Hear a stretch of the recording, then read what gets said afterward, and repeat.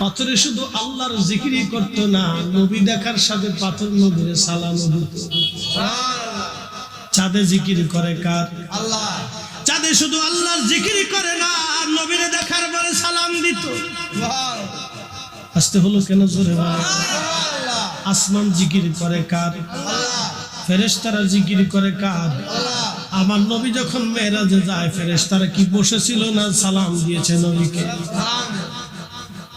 ইতিমধ্যে সর নবীকে সালাম দিল, আসসালাতু ওয়াসসালামু আলাইকা ইয়া রাসূলুল্লাহ। নবী গো, আপনি আমার কাছে আসেন, আমার মধ্যে একটা গুহা আছে, এখানে আপনি লুকায় থাকেন। আল্লাহর নবী গুহার মধ্যে চলে গেলেন। মাকড়সা এসে জাল বানাইয়া দিল, কবুতর এসে ডিম পেড়ে দিল বাসা বানাইয়া। কবুতরের যিনি পাঠাইলেন তিনি আল্লাহ, মাকড়সারও যিনি পাঠাইলেন তিনি আমার আল্লাহ। আমার রসুলের নিরাপত্তার জন্য মাকড়সায় জাল বানাই দিল, কবুতর এসে ডিম পাইয়া আমার কবুতর এসে নবীর ওই গুহার সামনে বসে রইল। মাকড়সায় জাল বানাইয়া পুরা গুহাটাকে ঘিরে ফেলে দিল। একবার জোরে বলা যাবে কি আল্লাহু আকবার?